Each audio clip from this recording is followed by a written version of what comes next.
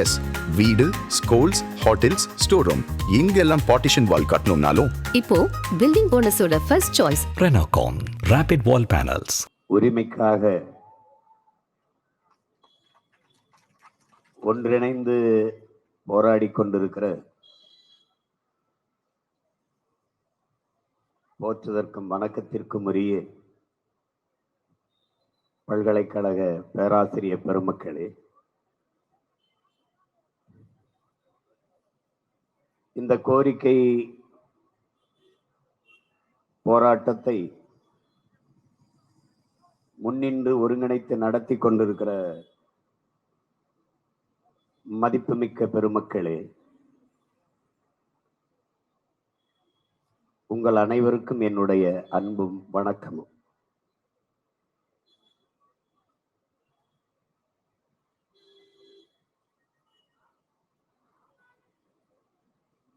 போர்க்குணமற்ற உயிரினங்கள் உலகில் பரிதாபகரமானவை. போராட்டமே வாழ்வின் இருத்தலை உறுதி செய்கிறது. போராடும் போதுதான் மனிதனே பிறக்கிறான் என்று மார்க்சியம் கார்கி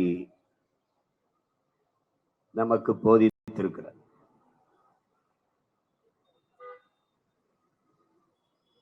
எங்களுடைய தலைவன் உலகில் பல்வேறு இனங்களுக்கு வாழ்வில் எப்போதாவது போராட்டங்கள் வருகிறது. ஆனால் தமிழ் தேசிய இன மக்களுக்கு போராட்டமே வாழ்க்கையாக மாறி இருக்கிறது. போராடினால்தான் வாழ முடியும் என்கிற நிலைக்கு தள்ளப்பட்டிருக்கிற இனத்தின் மக்களாக நாம் இருக்கிறோம். எத்தனையோ போராட்டங்கள் இந்த நிலத்தில் நடந்திருக்கிறது, நடந்து கொண்டிருக்கிறது, நடக்கவும் இருக்கிறது. இங்கே வீதியில் அமர்ந்து போராடி கொண்டிருக்கிற பெருமக்கள் யார் என்பதை அறிவார்ந்த தமிழ் சமூக மக்கள் ஆழ்ந்து அறிந்து தெரிந்து கொள்ள வேண்டும்.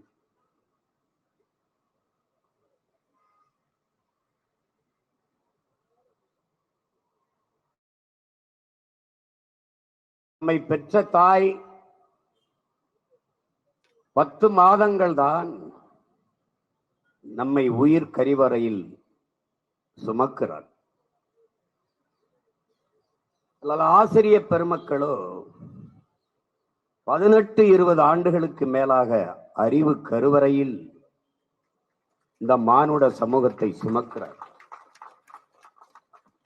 பெற்ற தாய் இந்த உலகத்தை நமக்கு காட்டுகிறார். இதுதான் உலகம்.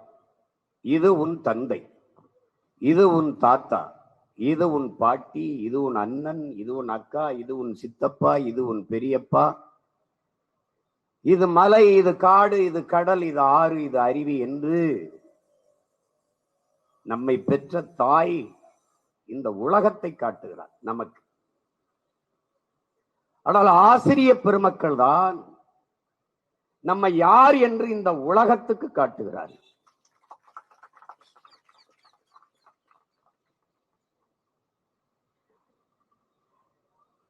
மாவீரன் அலெக்சாண்டருடைய தந்தை பிலிப்ஸ் தன்னுடைய செல்வங்களை எல்லாம் நாட்டு மக்களை வரவழைத்து எல்லா செல்வங்களையும் பிரித்து தன் நாட்டின் குடிகளுக்கு கொடுக்கிறார். மக்கள் கேட்கிறார்கள், மன்னர் அவர்களே, நீங்கள் எல்லா செல்வங்களையும் எங்களுக்கு கொடுக்கிறீர்களே, உங்களுக்கென்று என்ன இருக்க போகிறது என்று. எனக்கென்று எதுவுமே தேவையில்லை. ஏனென்றால்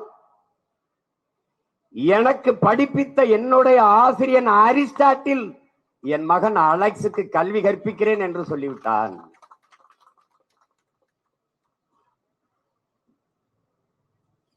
அலெக்சாண்டரே சொல்லுகிறான்,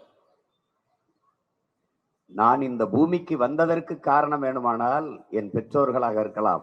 ஆனால் இந்த உலகத்திற்கு அலெக்சாண்டர் யார் என்று தெரிவதற்கு காரணம் என்னுடைய ஆசிரியர் பெருமக்கள் தான் என்கிறார்.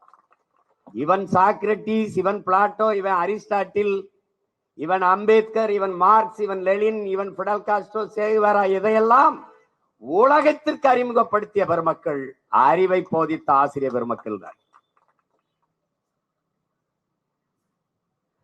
அறிவார்ந்த பெருமக்களே,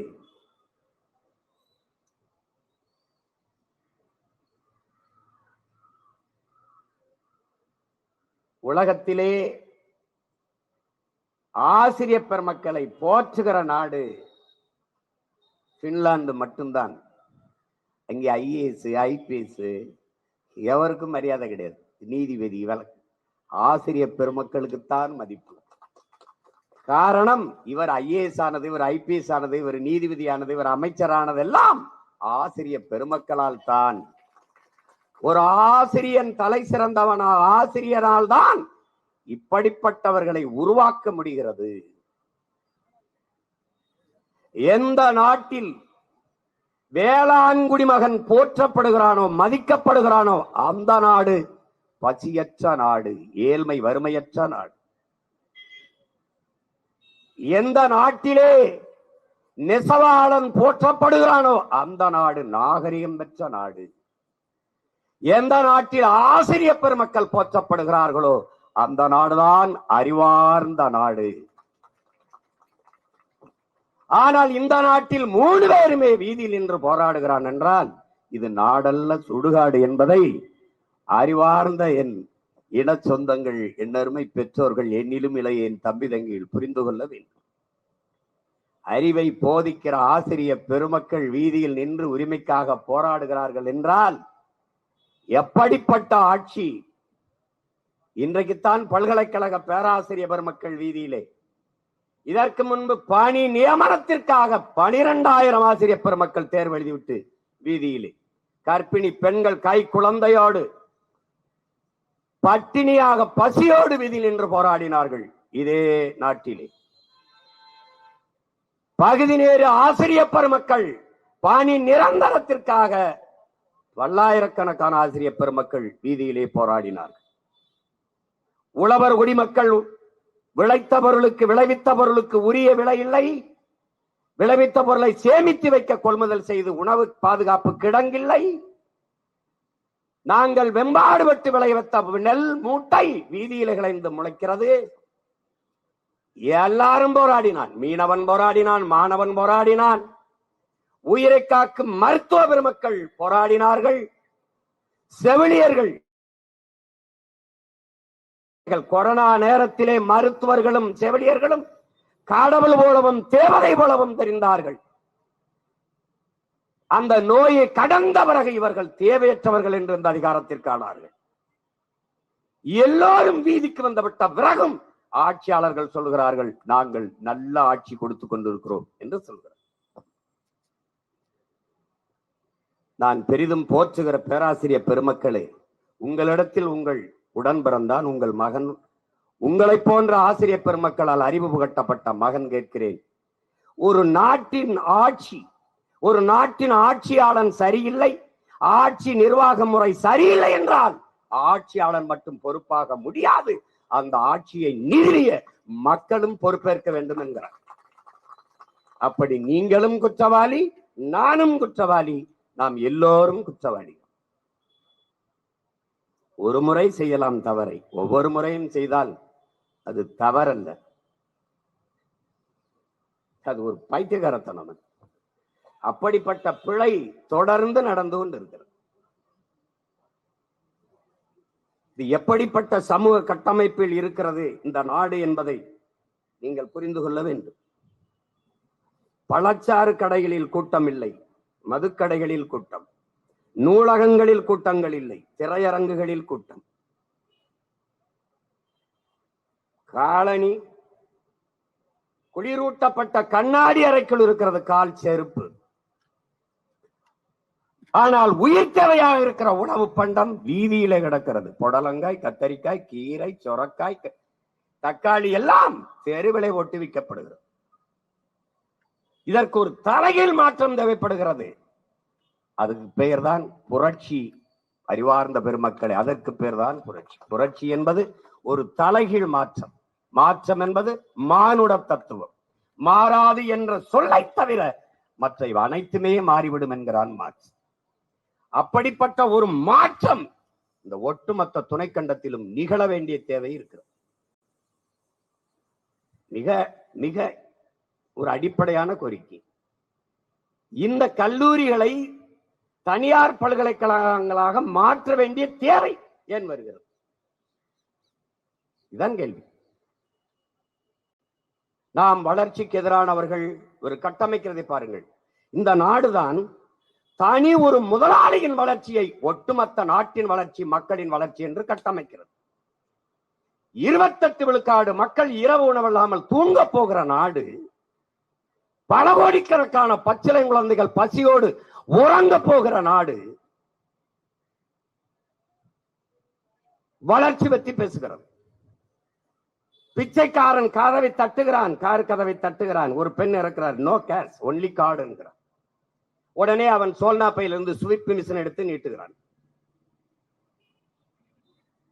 இதை வளர்ச்சி என்கிறார்கள். ஒரு பிச்சைக்காரன் ஸ்வீப் மிஷின் வச்சு பிச்சை எடுப்பதல்ல வளர்ச்சி. பிச்சைக்காரனே இல்லாத ஒரு தேசத்தை உருவாக்குவதுதான் வளர்ச்சி. இவர்கள் கட்டமைக்கிற வளர்ச்சி 5000 ஏக்கரில் ஏர்போர்ட். ஆனால் பறப்பதற்கு ஒரே ஒரு விண்ணூர்தி, இண்டிகோ. உலகத்திலே சின்ன சின்ன நாடுகள் கூட தனியாக தனக்கென்று அரசுக்கென்று வானூர்தி வைத்திருக்கிறது. ஆனால் உலகத்தின் மிகப்பெரிய துணைக்கண்டம் 150 கோடி மக்கள் தொகை கொண்ட ஒரு நாடு சொந்தமாக விண்ணூர்தி இல்லாத ஒரே நாடு உலகத்தில் என் நாடு இந்தியா தான். ரஷ்யாவுக்கும் உக்ரைனுக்கும் சண்டை, போர். படிக்க சென்ற பிள்ளைகள் பல்லாயிரக்கணக்கிலே சிக்குண்டார்கள்.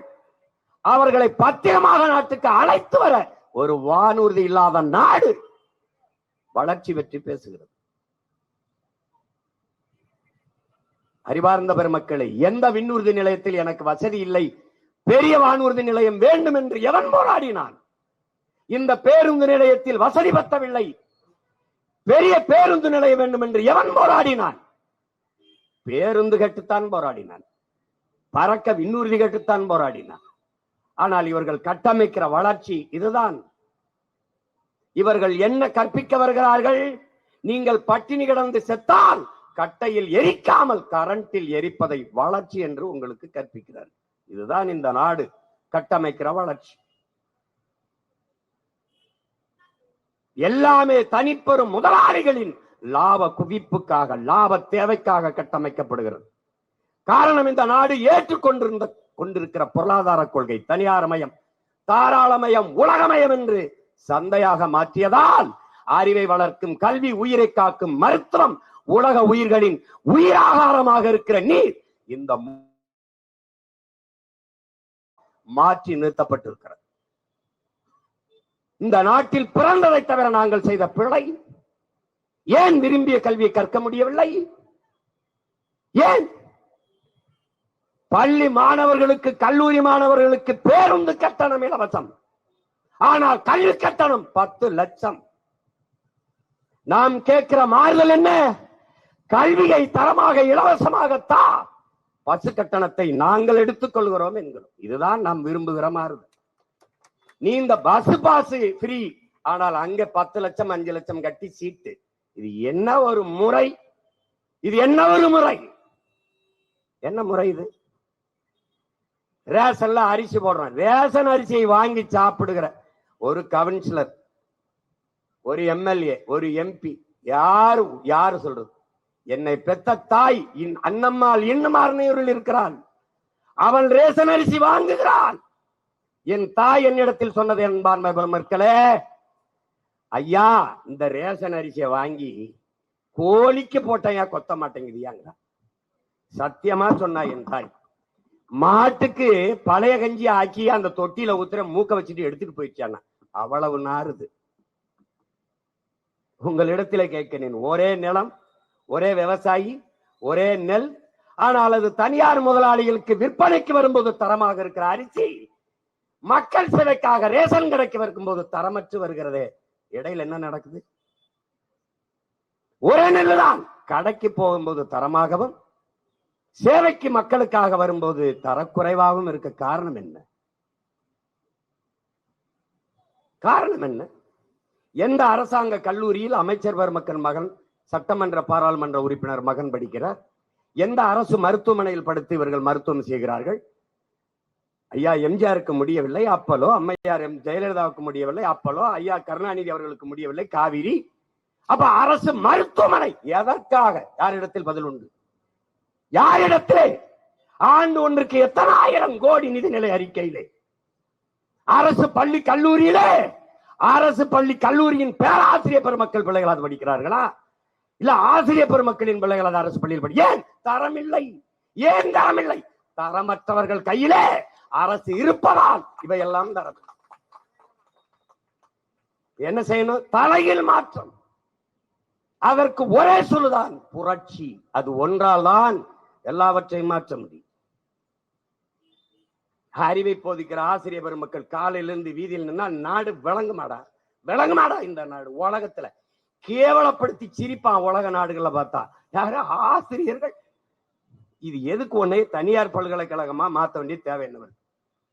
என்ன வருது? தியாகராஜ கல்லூரி எனக்கு தெரிஞ்ச எங்க ஐயா பேச்சுமுத்து தான் அப்ப தமிழ்துறை தலைவர். அவர் எல்லாம் மாணவர்களை திரட்டி போராடி தான் நிறுத்தினேன்னு எங்க ஐயா பேச்சுமுத்து சொன்னாங்க.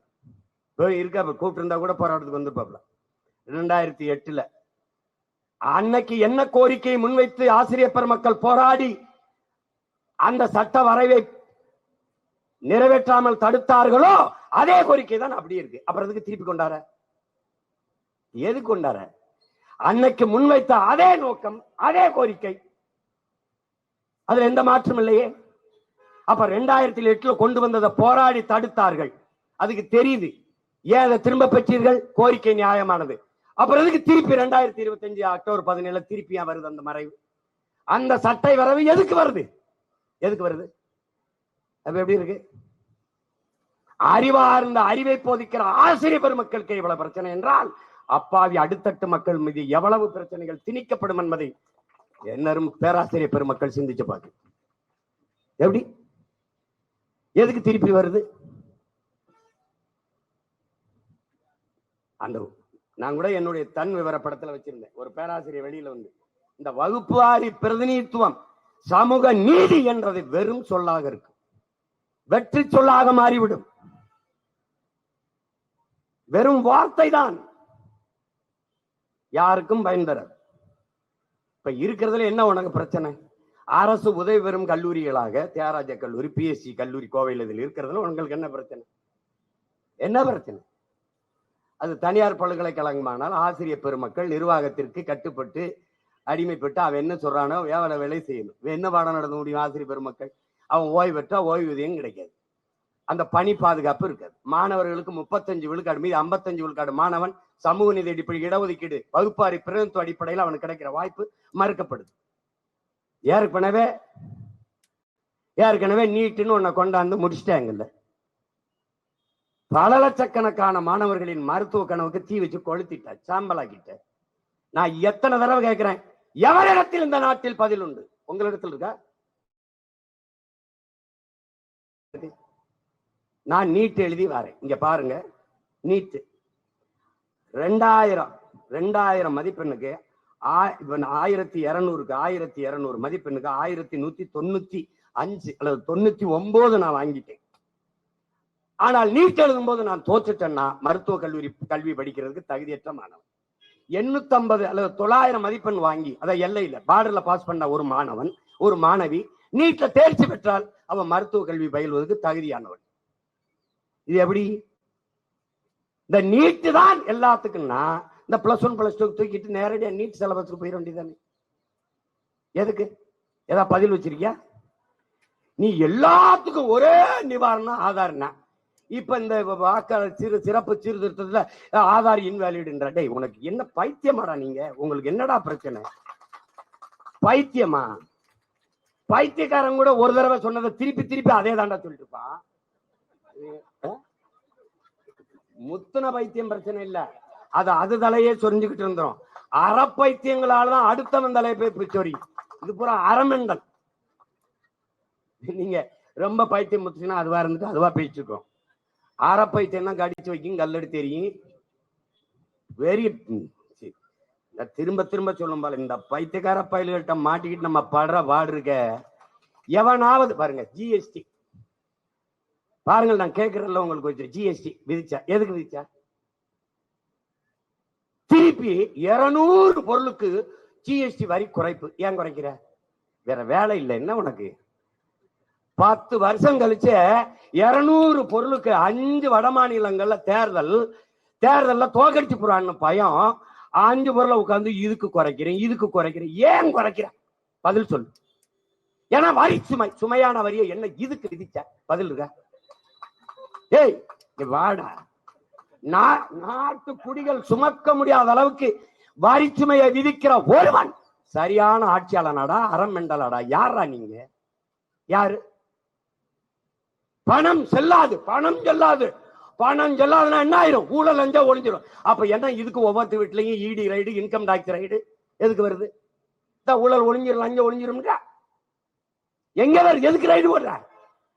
பணம் செல்லாது, தீவிரவாதம் ஒழிஞ்சிடும். அப்ப புல்வாமா, பகல்காம், நேத்து டெல்லியில கார்ல குண்டு பிடிச்சு கொண்டு அதுல என்னது? தீவிரவாதம் இல்லது, அது பயங்கரவாதம் இல்ல. அப்ப என்ன பக்கவாதம், சுரண்டுவாதமா? என்னடா உங்க பிரச்சனை? என்னதான் உங்க பிரச்சனை சொல்லு? எல்லாத்தையும் சகித்துக் கொள்கிற மக்கள். இங்க இருக்கிற பிரச்சனை என்ன? வறுமைக்கு ஒரு அறியாமை, வறுமைக்கு ஒரு குழந்தை பிறக்குது, அது அறியாமைக்கு ஒரு குழந்தை பிறக்குது, மறதி. இந்த மூணும் இந்த அரசியல் தலைவனுக்கு முதலீடாயிருக்கு. நேத்து ஒண்ணு பேசுறேன், இது எதுக்குப்பா போட்ட? கேட்கலையே. இது எதுக்கு குறைக்கிற? கேட்கவே இல்லை. இப்ப எதுக்குப்பா இந்த அரசு உதவி பெறும் கல்லூரியை தனியார் பல்கலைக்கழகமா ஏன் மாத்திர? கேட்கல. ஏன்னா அவனுக்கு பொழுது போகல, மாத்தல. இப்ப நம்ம போராட வேண்டியது இருக்கு. இப்ப இந்த 2 மாசத்துல தேர்தல் வரும்போது இந்த அக்டோபர்ல கொண்டு வந்திருக்காப்ல. எங்க நீ நிறைவேற்றி காட்டிரு பாக்குறேன். காட்டிரு. நீ கடலுக்குள்ள பேனா சில வச்ச கதை தான் அது. வச்சிரு பாப்போம். நீ இந்த பரந்தூர்ல ஏர்போர்ட் கட்டி காட்டு பாப்பம் இருக்கனே. கட்டிரு. 8 வழிச்சாலை போட்டு பாப்பம்னே. போட்டியா? இந்த காட்டுப்பள்ளியில துறைமுகம் கட்டி காட்டுன்னு இருக்கேன். இந்த மகன் இந்த பாரு, இந்த கட்சி நடத்துறது, இந்த தேர்தலில் ஓட்டு வாங்குறது, நாட்டாளுறது இல்ல. நான் என் ஊர்ல ஒரு குலதெய்வம் இருக்கு, கற்பனையாசாமி அருவாளோட. என் கையில அருவா இல்லைய ஒளிய, நீ என்னைய தாண்டிதான் இந்த நச்சு திட்டம், இந்த கேவலமான இந்த வேலையெல்லாம் செய்ய முடியும். நீ சும்மா இதெல்லாம் பண்ணிட்டு தெரியக்கூடாது. நீங்கள் உங்களுக்குள்ள ஒரு மாறுதல், இந்த கேடுகட்ட பணநாயக ஆட்சி முறையை ஒழித்து தூய ஜனநாயகத்தை மலரச் செய்யணும்ல ஒரு வெறி. இவங்கள ஒழிக்கணும்டா அப்படின்னு நீங்க ஆள் மாற்றம், ஆட்சி மாற்றத்துக்கு பாடுபடுறீங்க. இல்லை, அமைப்பு மாற்றம், அரசியல் மாற்றத்திற்கு பாடுபடணும், ஆட்சி முறை மாற்றத்திற்கு பாடுபடணும். இங்க தேர்தல் அரசியல், கட்சி அரசியல் இருக்கிறது, மக்கள் அரசியல் இல்லை. இங்க செய்தி அரசியல், விளம்பர அரசியல் இருக்கிறது, சேவை அரசியல், செயல் அரசியல் இல்லை. இது ரெண்டுக்கும் உங்களுக்கு புரியுதுன்னு நினைக்கிறேன். குடும்ப தலைவிக்கு செப்டம்பர் 16 இருந்து 1000 ரூபாய் கொடுக்க போகிறோம், ஜனவரி 1 இருந்து விளம்பரம். இது செய்தி அரசியல், இது விளம்பர அரசியல். செயல் அரசியல் அது இல்ல. செயல் அரசியல் என்ன? ஒரு குடும்ப தலைவி 1000 ரூபாய்னா ஒரு நாளைக்கு 30 ரூபாயோட சம்பாரிச்சுக்க முடியாத ஏழ்மை வறுமையில் இருக்காளா? அப்போ எங்க ஆத்தா ஒரு நாளைக்கு களை வெட்டுறவனுக்கு 300 ரூபாய் கொடுக்குறா. என்னத்துக்கு நீ நாளைக்கு 30 ரூபாய் ஈட்டிக் கொள்வதற்கான வாய்ப்பை ஏற்படுத்திக் கொள்வது மக்கள் அரசியல். அது சேவை அரசியல், செயல் அரசியல். இதுதான் நாம நிறுவ வேண்டிய அரசியல். இல்லைன்னா நீங்க இருப்பிய, நீங்க போனவிட உங்க பிள்ளை வந்து போராடும், அப்ப அவன் பிள்ளை போராடும். அப்ப போராட்டத்தை இன்னொரு தலைமுறைக்கு கையளிக்க போகிறீர்களா? இல்ல இதோட முற்று பெற்று நீங்கள் வீதியில நிற்பது போல என் தலைமுறை நிக்க கூடாது என்று ஒரு நிலையை உருவாக்க போகிறீர்களா? இதான் உங்களுக்கு முன்னாடி இருக்குது. இதை விடுங்க. இதை விடுங்க, நீங்க வீட்டுல போய் நிம்மதியா படுங்க, போய் பாடம் நடத்துங்க. எந்த கொம்பம் வந்தாலும் இந்த பல்கலைக்கழகத்தை இந்த தனியார் பல்கலைக்கழகமாக, அரசு உதவி பெறும் கல்லூரிகளை தனியார் பல்கலைக்கழகமா மாத்த முடியாது, மாத்த மாட்டாரு. நான் சொல்றதுதான் திருப்தி போயிட்டு இருக்காப்ல. நான் முதியோர்களை பாதுகாக்க, பெற்றோர்கள் குழந்தைகளால் கைவிடப்பட்டவர் பாதுகாக்க அன்பு சோலைன்னா அன்பு சோலை. நான் இந்த எந்த ஒவ்வொரு கல்வி என்பது ஒவ்வொரு மனிதனுக்குள்ளும் தனித்த பேராற்றல் மறைந்து இருக்கிறது. அதை கண்டுணர்ந்து வெளிக்கொணர்வதற்கு பேர் தான் கல்வி. இது வீரத்துறவி விவேகானந்தர் கற்பித்தது. அதுதான் ஐன்ஸ்டீன் சொல்றான், இந்த மனப்பாடம் பண்ணி ஒப்பிக்கிறது வாந்தி எடுக்கிற முறையடா, அது இல்ல. ஒவ்வொரு மனிதனுக்கும் தனித்த பேராற்றல், அதை கொண்டு வரணும். அதான் தனித்த எக்ஸ்ட்ரா கரிக்குலர்னு வச்சிருக்கான். அது இல்ல, மெயின் கரிக்குலர்னு மாத்துவேன்றேன். அதை நேத்து என் தம்பி உதயநிதி பேசிருக்காப்ல. இப்ப நான் சொல்றத பேசுவாங்க, எங்க நீங்க நிறைவேற்றி காட்டியிரு பார்ப்போம். தியாகராய கல்லூரிகளை இந்த கல்லூரிகளை அரசு உதவி பெறும் கல்லூரிகளை தனியார் பல்கலைக்கழகங்களா மாத்துங்க பார்ப்போம். அது நடக்காது. நீங்க போட்டு வருந்திக்கிட்டு போட்டு மன உளைச்சலுக்கு ஆளாகிட்டு இருக்காதீங்க, நிம்மதியா போயிருங்க. நடக்காது. இதையெல்லாம் நடத்த விடுறதுக்காக நாங்க இப்படி திரியிறோம், இவ்வளவு வேலை வெட்டி விட்டுட்டு இப்படி கத்திக்கிட்டு இருக்கோம்னு நினைக்கிறீங்க? அதனால கோரிக்கையை வச்சாச்சு, வலியுறுத்தியாச்சு. இந்த அரசு என்னது அது பணி மேம்பாடும் சரி விடுங்க,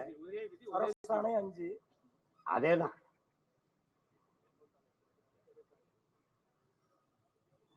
அரசு உதவி பெறும் கல்லூரிக்கு தரலைங்கிறீங்க. கோரிக்கை கேட்டுச்சுன்னு நினைக்கிறேன். அரசு கல்லூரிகளில் வேலை செய்கிற பேராசிரியர் பெருமக்களுக்கு என்ன கொடுக்குறீங்களோ, அரசு உதவி பெறும் கல்லூரியில் பணியாற்றுகிற பேராசிரியர் பெருமக்களுக்கும் அதே ஊக்கத்தொகையை, அதே நிலுவைத் தொகையை கொடுக்க வேண்டும் என்பது பேராசிரியர் பெருமக்களின் கோரிக்கை. அரசாணை அதுதான். அந்த அரசாணையை நிறைவேற்றுங்கன்னு தான். அதாவது உங்க ஆணையை நீங்க நிறைவேற்றுங்கன்னு தான் சொல்றோம். நாங்க ஒன்றும் புதுசா ஒரு ஆணை பிறப்பிக்கல. இதனால அதெல்லாம் செய்வாங்க, கவலைப்படாதீங்க. இந்த 2 மாசம்தான் தேர்தல் இருக்குது. ஒற்றை விரலால் உலகத்தை திரும்பி பார்க்க வைக்கக்கூடிய ஒரு பெரும் மாறுதலை நம்மளால் செய்ய முடியும். இனிமே இப்படி முழக்கமிடாம, இப்படி கத்தாம, நீ ஒற்றை விரலை காட்டி காட்டி முழக்கமிட்டாதான் ஆட்சியாளர்கள் பயப்படுவாங்கன்னு நினைக்கிறேன். அதனால நீங்க நம்பிக்கையோட இருங்கள்.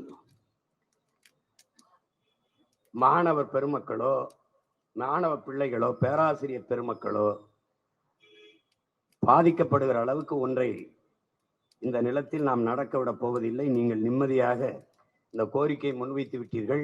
இதன் மூலமாக உங்களுடைய கோரிக்கை, உங்கள் பக்கம் இருக்கிற நியாயம் உலக தமிழ் சமூகத்துக்கு, இங்கே உள்ளூரில் இருக்கிற இதை பார்த்து கொண்டிருக்கிற எல்லாருக்கும் தெரிய வரும். ஏன் இதுல என்ன பிரச்சனை, இவங்க எதுக்கு இந்த கவனிக்காம இருக்காங்க, இந்த பிரச்சனையை அவர்களுக்குள்ள திணிக்கிறார்கள் என்று புரிய வந்துவிடும். இது என்னுடைய பேரன்புக்கும் மதிப்பிற்கும் உரிய உயர்கல்வித்துறை அமைச்சர் தம்பி கோவி செல்லியன் அவர்கள், உங்களுக்கே தான் நேரடியா பேசுறேன், என்றாத உங்களுக்கு தெரியும். நீங்கள் மறு பரிசீலனை செய்வோம் என்று சொல்லி இருக்கிறதா சொல்றார்கள்.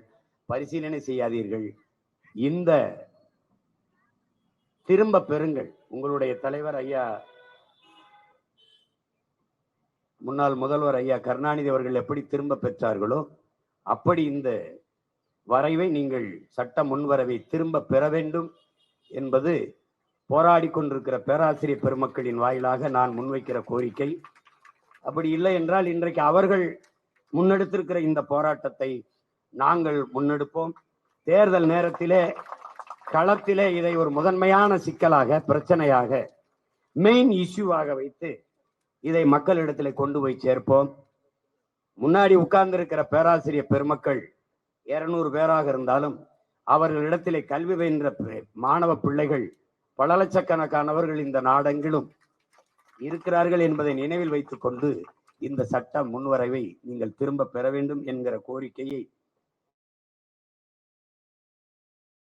எப்பவுமே புரட்சி எப்போதும் வெல்லும். உங்கள் போராட்டத்தின் வெற்றியும் அதை சொல்லும். உறுதியாக இந்த சட்ட முன்வரைவை திரும்ப பெறுகிறோம் என்கிற அறிக்கை விரைவில் வரும்.